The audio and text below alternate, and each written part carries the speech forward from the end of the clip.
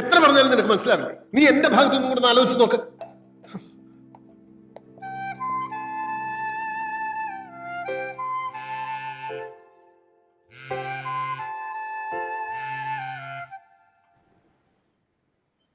ഇത് പുതിയ ഏർപ്പാടാണല്ലോ. സ്പോഞ്ച് ഓട്ടായി പോട്ടാ. എന്തിട്ടോട്ടാ? ശോശകശം വാട്സാപ്പിലൊക്കെ വന്ന ഒരു ഫോട്ടോ. എപ്പോ നോക്കിയാലും ഒരു വാട്സാപ്പ് ഒരു കുത്താണ് വെച്ചോട്ടാ. എടാ ജോസേ, നീ ആ നിപ്പ് നോക്കി, ഒരു ചാകരയുടെ മണ്ണടിക്കുന്നുണ്ട്. എവിടുന്നോ പൈസ വരുന്നുണ്ട്. രമണൻ ശ്രീകാന്തൊക്കെ എന്റെ തലവട്ടം കണ്ടാ തെറി പറഞ്ഞു കൊടുക്കുന്ന ആൾക്കാരാ. ഇന്നലെ ശ്രീകാന്ത് എനിക്ക് ജ്യൂസ് വാങ്ങിച്ചു, അതും മുസാമ്പി ജ്യൂസ് അല്ലേ? ആ, എന്തോ ചാകര മണക്കുന്നുണ്ട്. എനിക്കും തോന്നുന്നുണ്ട്. നീ ഒരു കാര്യം ചെയ്താ കണക്കെഴുതിയേ. നമ്മുടെ സുതേച്ചിയുടെ വാടക 30,000. സുദേശിക്ക് 30,000 അല്ലേ വാടക. വണ്ടിയുടെ ബുക്കും പേപ്പറും 22,000. 22,000. പെയിന്റ് കടയിലെ ചന്ദ്രന് 15,000. നിനക്ക് ഞാൻ വെച്ചിട്ടുണ്ട് 15. പാലേരക്ക് കടയില് 3,500. പക്ഷെ ഇവൻ ഞാൻ പെയിന്റ് കടയിൽ ചെന്നപ്പോ ഒരു പൈന്റിന് പൈസ വെച്ചിട്ട് തന്നില്ല. നന്നായി. ചേറ്റ ചാന്ദ്രൻ. അത് പോട്ടെ, നീ എന്തോ നാറ്റടോ. അത് ഇത്രയും കാലം രമണനായിരുന്നു. ഇപ്പൊ ഈ ചെറുക്കം കാരണം ഉറക്കം പോയി. എന്റെ അവസ്ഥ ഇപ്പൊ ഏതാണ്ട് അതുപോലെയൊക്കെ തന്നെ. നമുക്കിവനെ കൊല്ലാൻ പറ്റും തോന്നുന്നുണ്ടോ? ഏറ്റവും ഇല്ലേ, പൈസ വാങ്ങി ചെയ്യാണ്ട് വേറെ നിവൃത്തിയില്ലല്ലോ.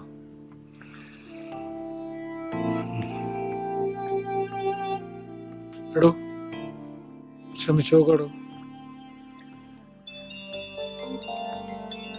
അതെ, ഞാൻ കൊറേ വിളിച്ചു. ആ ശ്രീകാന്തിന്റെ പൈസ കൊടുത്തൂലേ? ചേട്ടൻ പറഞ്ഞു കൊറേയൊക്കെ തീർത്തില്ലേ? ഇനിയിപ്പൊ ഇങ്ങോട്ട് പോന്നൂടെ? അതെ, ഞാൻ കുറച്ച് തിരക്കില്ല. ഞാൻ നിന്നെ തിരികെ വിളിക്കാം. അതെ അതെ, ഒരു മിനിറ്റ്. ചോറ്റാനിക്കര അമ്മയ്ക്ക് 1 രൂപ ഒഴിഞ്ഞു വെക്കണേ. ആയിക്കോട്ടെ.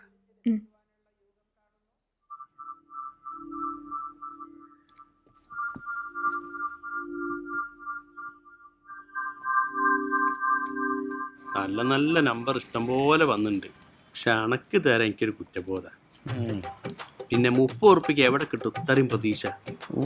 ഈ പ്രതീക്ഷയൊക്കെ അവിടെ നിൽക്കട്ടെ, ഈ കുറ്റബോധം എന്താന്ന് മനസ്സിലായിട്ടില്ല. ഏടാ, അണക്ക് 2 കൊല്ലായിട്ട് ഞാൻ ലോട്ടറി തരില്ലേ, അത് ആഴ്ചയിൽ 5 എണ്ണം വെച്ചിട്ട്. എന്നിട്ട് അണക്കാകെ 30 ഉറുപ്പിൽ അടിച്ചുള്ളൂ. അപ്പൊ എനിക്ക് കുറ്റബോധം ഉണ്ടാവില്ലേ? മനസാക്ഷിയിൽ ആർക്കും ഉണ്ടാവും കുറ്റബോധം. പക്ഷെ അണക്ക് വലുതെന്തോന്ന് വരാണ്ട്. നിർത്തന്റെ സൗഭാഗ്യ.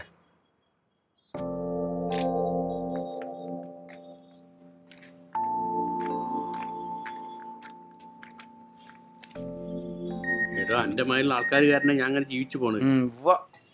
ഒരു 100 രൂപ റീചാർജ് ചെയ്ത് വേട്ടെ. നമ്പർ എഴുതി. സാറേ, സാറ് എടുക്കൂലെന്ന് എനിക്കറിയാം. എന്നാലും വെറുതെ ഒന്ന് പ്രതീക്ഷിക്കാമല്ലോ. ഒറ്റയൊന്ന് ഒരാൾക്കാരെ മനസ്സുമാരാന്നുള്ളത് പറയാൻ പറ്റില്ലല്ലോ സാറേ. 70 ലാസ്റ്റ് നമ്പർ. ആ, പഠിക്കൂ. ഓക്കെ, കേറിയിട്ടുണ്ട്. ശരി. സാറിന് വലുതായിട്ട് എന്തോന്ന് വരാണ്ട് കേട്ടോ. നമ്മളൊന്നും മറക്കരുത് കേട്ടോ. സാറിനെ കണ്ടാറിയാ ബെസ്റ്റ് ടൈമാ. അങ്ങനെ ഒരാളും കൂടി രക്ഷപ്പെട്ടു. എനിക്ക് രക്ഷപ്പെടണോ? എന്തായി? കൊള്ളാല്ലേ? കുഴപ്പമില്ല. പോളിടെക്നിക്കിൽ നിന്ന് ഇറങ്ങുമ്പോൾ സ്വന്തമായിട്ട് ഒരു വണ്ടി വാങ്ങണമെന്ന് വിചാരിച്ചത്. അതിപ്പോ ഇങ്ങനൊരു കാര്യത്തിനായി. അതുപോട്ടെ, 1 മാസത്തേക്ക് കാറായി. വാടക കൊടുത്ത 2 മാസത്തേക്കും കിട്ടും. ഇപ്പൊ അതല്ലല്ലോ വിഷയം. ആ വണ്ടി എടുക്കുക.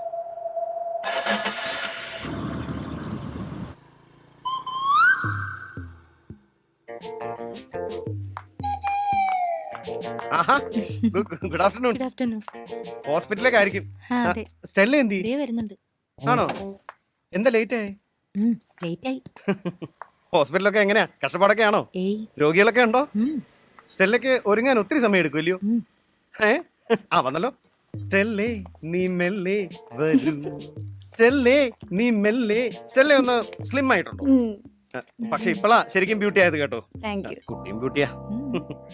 എന്താ നാളെ റെന്റ് തരാട്ടോ. അതൊന്നും ഒരു പ്രശ്നമല്ല. ഇതിപ്പം അടുത്ത ആഴ്ച ആയാലും നമുക്ക് എന്താ പ്രശ്നം? നമ്മളൊക്കെ മനുഷ്യന്മാരല്ലേ? എന്നാ ശരി. ആയിക്കോട്ടെ ആയിക്കോട്ടെ.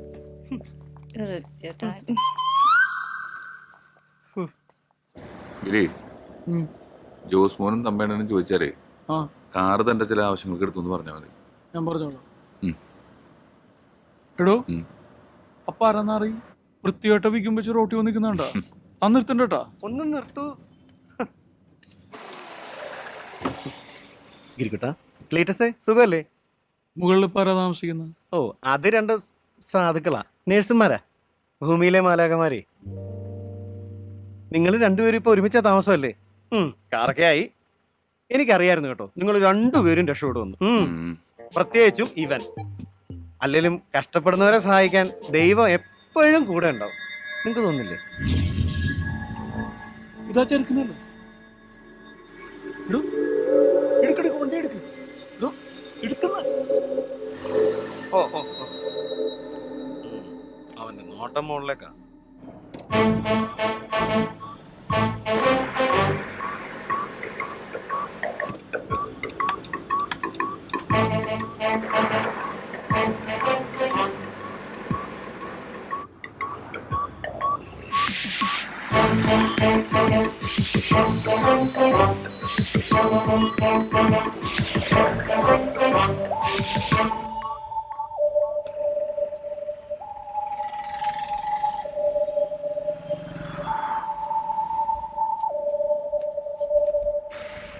ദേവൻ പോകുന്നുണ്ട് കേട്ടോ. തനിക്ക് എന്തെങ്കിലും പ്ലാൻ ഉണ്ടോ? ഉണ്ടോ? ഉറപ്പല്ലേ? എനിക്ക് വണ്ടി എടുക്കും.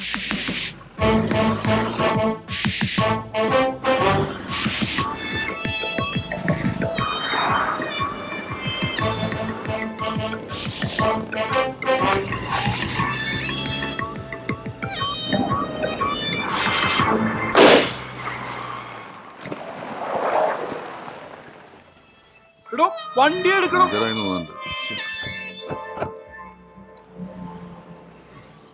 എന്തായിരുന്നു പ്ലാൻ? എല്ലാം അറിയാൻ വേണ്ടിട്ട് ചോദിച്ചോ.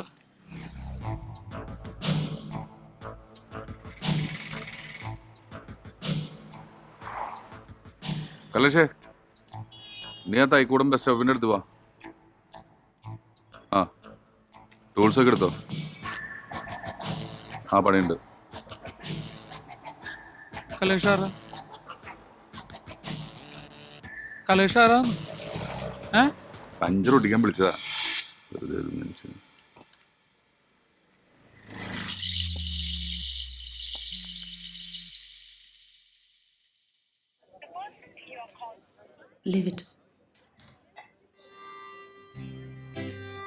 അമ്മയ്ക്ക് എങ്ങനെയുണ്ട്? സർജറി മസ്റ്റാണ്. 2 ദിവസമായി ഞാൻ ഇവിടുന്ന് പോയിട്ട്. സ്റ്റുഡിയോയിൽ ഭയങ്കരമായിട്ട് ഹെൽഡപ്പ് ആയിരുന്നു.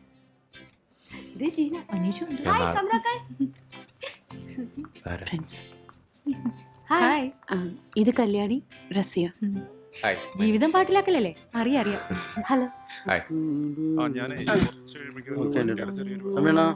അതൊക്കെ ഉണ്ട്. എത്രയാണ്? ഒരു 10,000 വാങ്ങിക്കടാ. 500. 500 പേടിഎം ഉണ്ടാവോ? അതൊന്നുമില്ല എന്റെ മോനെ. അപ്പൊ കാശില്ലേ? കാർഡ് എടുക്കും. ആ കാർഡ് എടുക്കും. അതെ, പൈസ തന്നിട്ട് കൊണ്ടോട്ടെ. ചേട്ടൻ പൈസ ഉണ്ടാ? ആ ക്യാഷ് ഉണ്ടാവും. ക്യാഷ് എന്താ ആ കാർഡ് പറട്ടാ. റീചാർജ് ചെയ്യാൻ പോണ് എന്റെ തമ്പിക്കുടിയോ.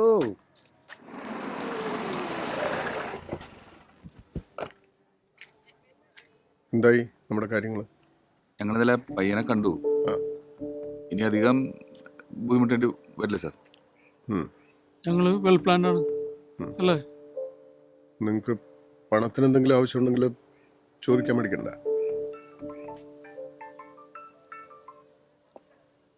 ഹലോ. എന്ത് വെൽ പ്ലാനിങ്? മിണ്ടാതിരിക്കാതെ കേക്കൂ. ഞാൻ വിളിക്കാം.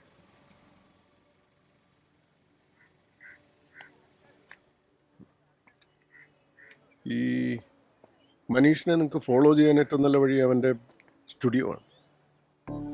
അവൻ ഈ ആത്മാർത്ഥത കുറച്ച് കൂടുതലാണ്. അവൻ സ്റ്റുഡിയോയിൽ നിന്ന് ഇറങ്ങുമ്പോൾ രാത്രി വൈകും. മനസ്സിലായി.